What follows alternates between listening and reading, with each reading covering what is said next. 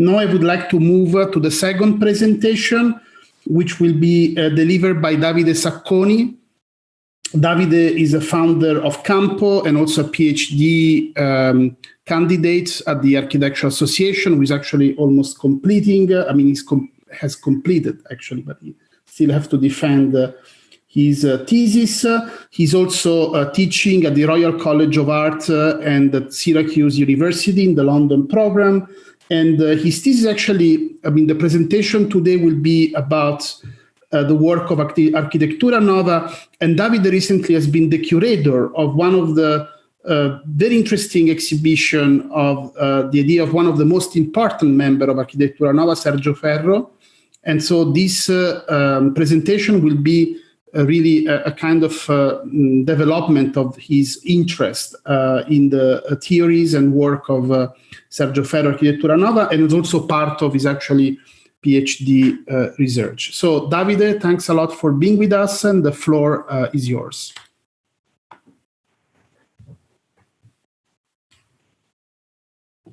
Okay, now can you hear me? Yes. And you can see the screen? Yes. Okay. So thank you, Pier Vittorio. Thank you, Maria, for the presentation and the City as project for organizing this great symposium. Really looking forward also to the discussion. Yes, Pier Vittorio already has said, actually, the exhibition I curated for the Biennale of Orléans of 2019 was actually the first comprehensive exhibition on their work. There have been previously just exhibition about Flavio Imperio, which is one of the members, but mostly about his theater work, let's say, focusing on that aspect. I'd like to start from, saying that what I will say today also is part of an article I've been developing recently, which will be published in this Revista Arc Urb of the University of San Judas in São Paulo. It would be a bilingual number dedicated entirely to Arquitetura Nova in English and Portuguese. So for anyone that wants to go deeper, let's say understand better, I really suggest, because there would be lots of articles from different scholars, Brazilians and international. I want to start by, if you want, a very simple, if not simplistic diagram that constitutes, though, in a sense, the very synthetic base of my argument and the ground from which I'm looking at architecture and at Arquitetura Nova, at their work. In very simple terms, we could say that is the relationship between capital and labor the key for the production of subjectivity through the process of reification. In this process, obviously, building, as we've seen also in Maria's presentation, plays a fundamental role. Because on one hand, it's a mode of production, so a process that requires a huge organization, a vast organization of labor in the construction site, but also in the entire territory in a way. And on the other hand, is the result of these relationships of production. So it's an object that exerts a direct influence on the subject. However, architecture is not just building as such, but I would say that architecture is also the materialization of a project, of something that happens beforehand, which I would say that in a sense, I intend the project as seizing the gap between the existing and the imagined subject and turned it into the substance of the project. Actually, as Eduardo Persico said, substance of hoped dreams, in a way. Hope things, actually. So one could say that the project is to design an architecture that manipulates the existing relationships of production to bridge the gap between the existing and the imagined forms of production and, of course, of life. Schematically, I would say that there are three main questions that emerge at this point. One is, who is the subject that should imagine this new form of life? The second one is how the process of materialization of the project should happen. And the third one is what form the architecture should take. And here is where I believe that the work of Arquitetura Nova is exemplary, because as I will try to show in this presentation, it was able to address all these three aspects in a coherent and radical way, which I think it's really rare in the history of architecture to find a project that addressed these three aspects in a coherent way. Let's start from the process, which has been probably the most developed and also the most studied aspect of Arquitetura Nova. Actually, Pier Vittorio mentioned the very important book of Pedro Fiori Arantes, but also I would mention the book by by Anna Paola Curi, that have definitely worked on the aspect of the process. And as we will see more in detail, Arquitetura Nova maintains that the architect is the mediator of the conflict between capital and labor. Thus, the building process, there are two places where the labor of the architect operates. One is the desenho, which means in Portuguese both drawing and design. And the other one is the canteiro, meaning the construction site. For Arquitetura Nova, the desenho, which has been the fundamental tool of the architect, at least since Alberti and probably before, as we've seen, is the tool that assures the efficiency and control of the building process by first reducing the act of building to mere execution of orders, second, weakening the workers' collective relationships and capability of organization, and third one, enforcing a strict division of labor, all aspects that are, of course, linked one to the other. And through the design, the architect ensures that the building remains, as Sergio Ferro would definitely demonstrate, one of the largest and most effective source of capital accumulation and labor exploitation. In short, the architect's art is about mediating between labor and capital. And here we see, of course, Oscar Niemeyer in Brasilia. And the example of Brasilia couldn't be more explicit in this sense. This is a city built in the middle of a completely unpopulated area in the space of 3 years, using an enormous amount of labor force and essentially built by hand with very, very limited technological means. We are in the Brazil of the 1960s, and with workers that were forced to build or to self-build their own shelters where they would live amassed in precarious conditions. These are all pictures from the State Archive of Brasilia. And of course, the thin, light, and metaphysical surfaces designed by Niemeyer were completely false vaults from a structural point of view. Their form was dictated exclusively by the line of the drawing rather than by the structural logic. And therefore, the concrete surface had to absorb huge tensions. This meant that in the construction of these vaults was used an enormous amount of steel. That meant, of course, an enormous amount of labor. Let's imagine how it is to tie together all these steel rebars. And this, of course, implies also the possibility to extract large quantities of surplus to be reinvested in much more advanced sectors of the economy. In short, not only Brasilia was a miracle in itself, to be built in 3 years in the middle of nowhere, but actually the abstract curves of Niemeyer were instrumental to launch the so-called economic miracle in the following 2 decades, because it allowed the accumulation of the amount of capital to then be reinvested in the industrialization of the country. In the 1960s, when Brasilia was inaugurated, Flavio Imperio, Rodrigo Lefebvre, and Sergio Ferro were members of what was later labeled Arquitetura Nova, and they were all still students in the Faculty of Architecture of São Paulo. However, even before graduating, they had the chance to design and realize actually some buildings in the new capital of Brasilia, and more importantly, to experience what they called, and I quote, the horror of Brasilia's construction sites, end of quote, which pushed them to obviously rethink, almost for a moral reason, the role of the architect against the myth of development. Little footnote, The Myth of Development is the title of a famous book of the 1970s published by Celso Furtado, which demonstrate obviously that that underdevelopment is not a stage of development, but it's actually a structural condition of global capitalism in a way. Arquitetura Nova meant a multitude of experiments in painting, scenography, pedagogy, building techniques, and political theory that challenged the conventional understanding of architectural practice, and it was a permanent exercise in free and collective labor as a means of a radical political change. And here we see the very beautiful website of Flavio Imperio, which I suggest you to look at if you want to expand further. The adjective nova in the name of the group which, by the way, I have to say, they never called themselves like that. This is a kind of a retroactive name of the group. They just operated without formalizations. The adjective nova had nothing to do with the search of novelty and originality that pervades the contemporary architecture. Nova identified an ethos, an attitude towards work and life, for which architectural practice was understood as a technique of critical thinking and political action.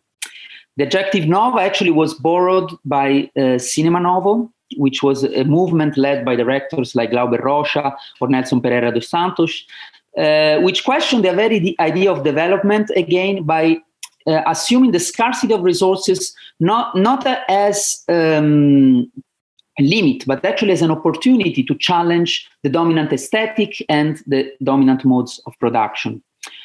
As Ferro and Lefebvre will affirm in an article of 1963, it's from the useful, constructive, and didactic minimum need that we take the basis of a new aesthetic, which we could call Poetic of Economy, of the absolutely indispensable, of the elimination of what is superfluous, of the economy of means for the formulation of a new language, entirely established in the base of our historical reality. So Arquitetura Nova pursued what they called a poetic of economy. So this architecture of reduced means with scarcity is not accepted as a limitation, nor aestheticized as a moral value, like we have seen today, but rather assumed as the rationale that informs the structure, the production, and the aesthetic of the work. What they propose, in short, is that the rationalization of popular culture techniques, or popular construction techniques, as a tool to liberate the workers from alienation and exploitation, to organize then the common construction materials of the Brazilian city into a rational architectural form that could determine a radical change in the building process. Well, from this perspective, the role of the architect becomes one of organizing the collective labor of building, of designing new relationships of production that minimize labor intensity and reclaim the value of the worker's knowledge, from desenho for the construction site to desenho of the construction site.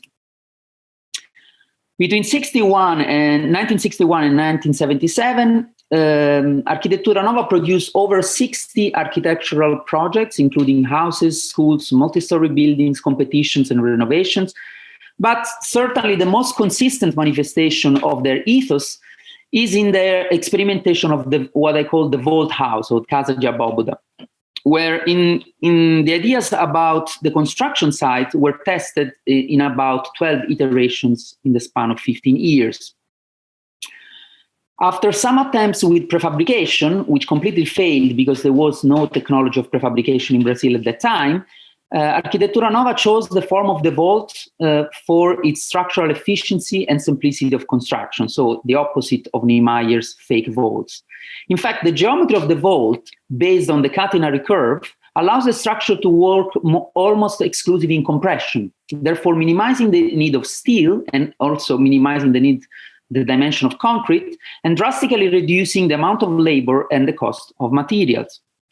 The structure of the vault was initially made of standard hollow bricks and straight prefabricated beams disposed longitudinally on wooden molds to form the curved surface of the vault. The array of beams that was then finished with a layer of lightly reinforced concrete, which was also the finishing of the entire building. However, in later projects, like the one we see in these pictures, Rodrigo Lefebvre in particular refined the construction technique using a second-degree parabolic curve and using transversal curved beams, a system that made construction easier and also more efficient in terms of construction and materials.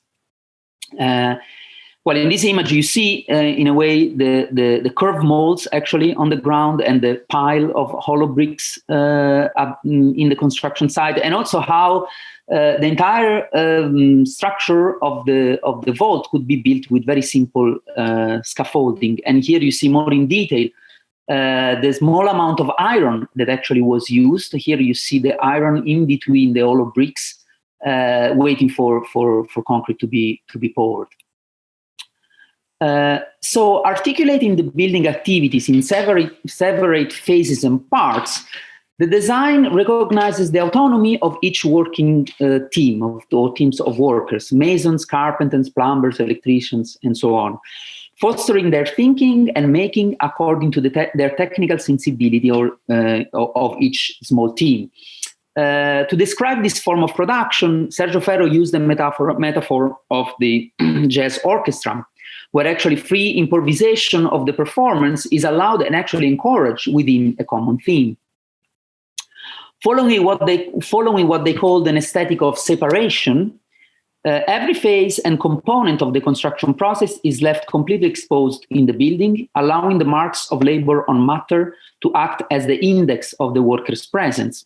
Rather than representing the power imposed on the workers through drawing, the building becomes a didactic device that exposes the potential of cooperation and collective will. Thus, the construction site is completely reinvented from a space of oppression and exploitation to an arena of political experience, I would say, a stage where the differences and the conflicts between workers are negotiated to the self-determination of production rather than repressed to hierarchies and labor divisions. The construction site, often seen as an obstacle between the perfection of the idea and its realization, famously Alberti never finished any building, is embraced as the locus where the working class could build its own emancipation. Now, if we talk now about the subject of Arquitetura Nova project is somehow twofold. On the one hand, more than the organized industrial proletariat, Arquitetura Nova was looking at the rural migrant, now turned into worker, builder, and dweller of the Brazilian city. On the other hand, they were looking at the educated urban technician, in some ways, some kind of, or all the various possible forms of the architect, which would offer its technical and aesthetic knowledge to the worker. In the construction sites, the encounter of the rural and the urban, the migrant and the technician, the popular with the erudite culture, could generate an emancipatory synthesis based on the available means of production rather than on the false promise of a future development. The first powerful example, according to Sergio Ferro, of this emancipatory potential is in the work of Flavio Imperio for the play Morte e Vida Severina, performed in 1960, so the same year of Brasilia. Based on a poem of João Cabral de Melo Neto, the piece celebrates the rural popular culture following the journey of a peasant walking from the inland of Brazil to the big city. The abstraction of the costumes, realized with poor and bare materials, such as jute fabric and cardboard, contrasted with the realism of the migrants arriving in the station of São Paulo and brought on the stage by projecting photographs, a device, by the way, borrowed by the epic theater of Bertolt Brecht.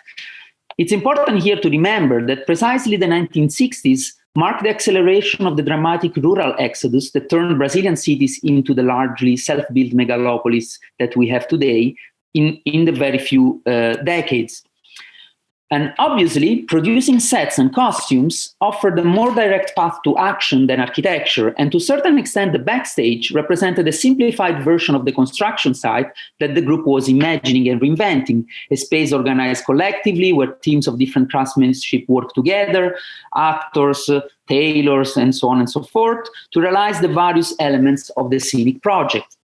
However, on the architectural scale, self-managed construction sites remain less a reality than a metaphor of a possible free and democratic Brazil. The dream of a political and urban revolution, which actually seemed very possible in the 60s, in the early 60s, turned absolutely impossible in 1964 with the seizure of power of the army, which made of violent repression, but above all of large-scale development and urban growth the cornerstones of the Brazilian state. However, the emancipatory potential of the construction site was concretely tested in Brazil from the 1980s with experiences of the mutirões, collectively self-managed and self-built housing projects developed by a group of militant architects together with the housing movements.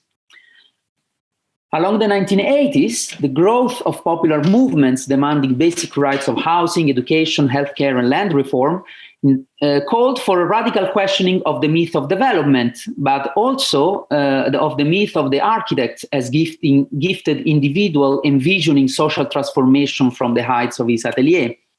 The project of the Mutiroys were less concerned with theoretical issues, but more concerned with technical solutions. But the affinity with Arquitetura Nova projects is evident in as much as they pragmatically address the housing needs of the lower classes by experimenting with building techniques, participatory design, and collective self-management of the construction site.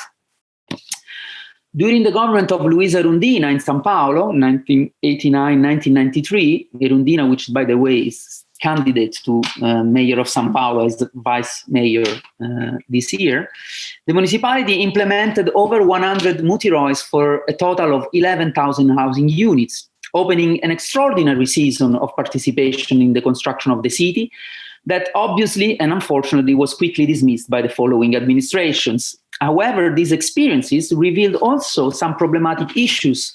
For example, the institutionalization of these alternative forms of production, and more generally raised the question of the role of architecture within this framework. On the one hand, the housing movement, the pressure of the housing movements productively influence policies and practices of the administration. For example, in the following decade, Brazil elaborated some of the most progressive legislation in the world, instituting the Ministry of Cities and adopting the Statute of the City, Statuto da Cidade, which established the social function of property and the principle of participatory design. On the other hand, the dependency from state institutions and the shift of focus from architecture to legal and technical procedures also had the effect of normalize the subversive potential of these practices, turning political participation into an instrument to gain consensus, reducing the housing question to a mere economic issue. In this respect, what we see here, there is the program Minha Casa Minha Vida, started in 2009, implemented under the leftist presidency of Dilma Rousseff, which we see in the picture, well, if you can see her, is really exemplary because the housing scheme entrusted private construction companies to deliver literally millions of housing units subsidized by the federal governments. But of course, all of the program was left in the hands of the private initiative, and therefore the program encouraged the large complexes with low construction quality and in the cheapest available land. The program not only reduced the housing question to just a financial instrument, further deepening the social and physical segregation of the lower classes, but more importantly contributed in a decisive way to shape a subjectivity where money and property mediate every relationship. Ultimately, placing the building process at the center of the construction of subjectivity also run the risk to quickly slip into either pure managerial practices or into some kind of utopian horizon. Interesting enough, Rodrigo Lefebvre himself pointed out this issue. He said, only there, in the epoch of transition, where some of the political and economic relationship will be modified, I can accept to participate to the self-building process on a large scale. For me, this position resonates, or this problem, if you want, resonates with the one, with the project of Constant Neuhaus in his visionary project of New Babylon, a city built by a radical nomadic subjectivity and based on the notion of homo ludens of the philosopher Huizinga. Constant envisioned building as the sole playful artistic activity performed by the New Babylonians on a planetary scale, a form of life that could only take place after the revolution of the modes of production. In this respect, New Babylon's condition is not so far from the emancipated future imagined for the rural migrants by Arquitetura Nova or from the creative cooperation practiced in Flavio Imperio's theater production. So the comparison for me highlights the utopian aspect of Arquitetura Nova's position, which I would argue flattens the relationship between architecture and the construction of subjectivity in a single plane where designing, building, and dwelling ultimately coincide. So the power of the construction site rests on the idea that the technician and the migrant would essentially design, build, and dwell together. Now, This problematic aspect of Arquitetura Nova's proposal, it's highlighted in the gap between the existing and the imagined subject of their work. While in theory they were addressing the rural migrant, in practice their clients were friends, relatives, and in essence a group of bourgeois intellectuals keen on experimenting with a different way of living in their obviously privately owned single-family houses. However, working with the single-family house meant also to go to the political economic roots of the production of space, as the home, as Maria and Pier Vittorio discussed at length, is the locus where property and family are instituted and naturalized as the productive core of capitalist society. In Brazil, even more than in Western society or other form of Western society, the home is the place where the extreme inequality of the society, which are obviously rooted in the racial and class segregation that still continue from the unresolved legacy of slavery, is managed through the ambivalence of permanent personal relationships between master and domestic laborers. I think this sketch by Lucio Costa himself is absolutely stunning, 1934. However, I will argue that Arquitetura Nova faced this contradiction by using architectural form as a means to seize the gap between the existing and the imagined subject and turn it into the substance of the project. From this perspective, their built work goes far beyond the reinvention of the construction site or the call for collective self-building, and addresses the relationship between subject, process, and form of architecture in a more profound way, which I believe is still productive in respect to the contemporary condition. In a text of 2008, so relatively recent, Sergio Ferro defines architecture as praxis, communion of theory and practice and rational critical action.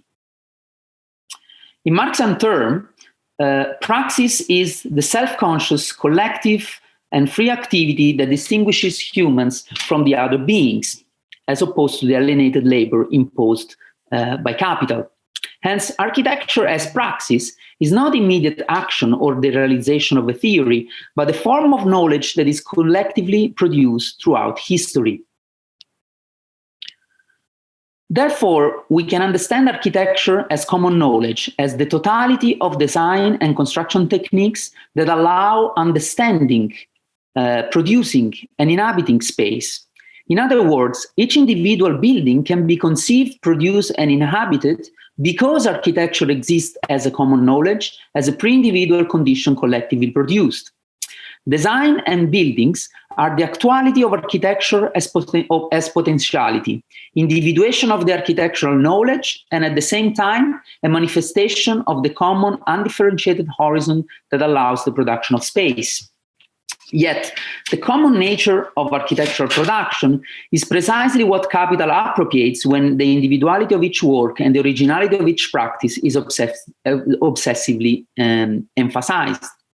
In fact, in the reality of contemporary architectural production, we see two apparently divergent but in fact complementary movements. On the one hand, the fragmentation of labor in a multitude of interns, consultants, subcontractors, visualizers, curators, and social media managers. And on the other hand, the strive for uniqueness of the product, through which the abstraction of financial capitalism is reified and endlessly reproduced in the pervasive circulation of images. In a sense, the architect role today is much less about coordinating the building process than the one of an illusionist that has to reduce the complexity and the commonality of architectural labor into a unitary image and narrative. Against this contemporary condition of architectural practice, the work of Arquitetura Nova, I think, is exemplary. First of all, they exercise a radically collective form of design, opposing every individual form of authorship. They place the worker's knowledge at the center, both of the design and of the building process. But more importantly, they worked relentlessly on designing a paradigmatic form that would expose and reclaim architecture as common law on knowledge, what I would call the archetype of the vault house.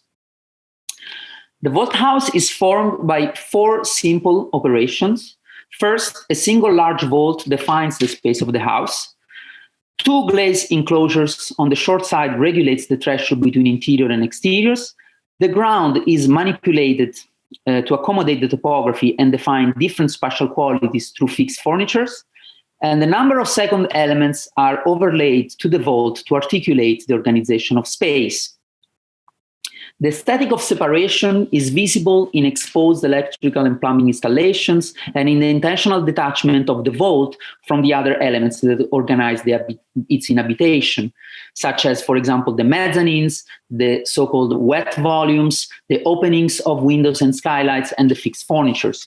While the geometry of the cover allows the use of the most common and familiar materials of the Brazilian city, as we've seen, the arrangement in an unusual form and the overlaying of autonomous elements against the absolute clarity of the vault produces an effect of estrangement that I would say echoes the montage technique devised by Bertolt Brecht in his epic theater. In what I would call epic details, Arquitetura Nova counter the naturalization of hierarchies and relationships of production that is the core of the bourgeois ideological project of the interior.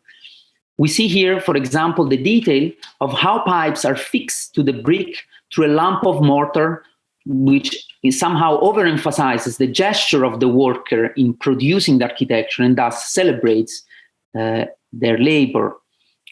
The mezzanine floor, hosting the resting areas, are bare concrete structure built inside the house that suggests the penetration of the very generic fabric of the city in the intimacy of the interior. Suspended at the very center of the vault, they at once materialize and dissolve the idea of privacy through the continuity of the three-dimensional space. The openings in the vault completely defamiliarize the notion of window by piercing the surface with concrete boxes or at times with just slices of fibrocement pipes. Unusual arch porticos are generated by subtraction from the vault, revealing the rhythmic pace of the structure and at the same time producing spaces of ambiguous use. The wet rooms are autonomous concrete and brick structures containing kitchens, toilets, and the maid's room, topped with water tanks and decorated with the exposed pipes. And they stand as iconic and enigmatic totems in front of the house. In fact, if the presence of domestic laborers in the Brazilian house couldn't be eradicated, at least it was not half sunken or hidden in the backyard, but bluntly placed at the entrance of the house in a volume that could be eventually demolished when abolition would be finally achieved. The concrete fixed furniture dissimulate the problematic moment when the vault touches the ground and reduces the inhabitable height, but at the same time, they are also permanent objects removed from the endless cycle of commodification and open to appropriation through use. Finally, every element is seen as produced and therefore analogously represents the entire manufacturing cycle and thus counters the ideological separation between the domestic interior and the city as a space of production.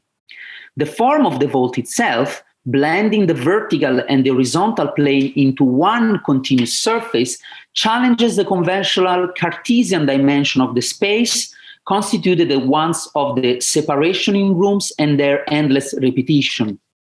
On the contrary, the space is fluid, but constantly framed by the curvature of the ceiling wall surface that, even when subdivided, always offers a way for the subject to analogously reconstruct the whole from the singular part.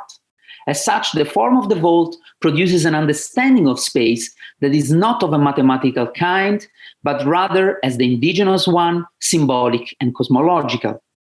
Although never explicitly claimed by the group, the refusal of a domesticity based on property and privacy finds a crucial precedent in the indigenous oca, the collective domestic space of many Brazilian native peoples.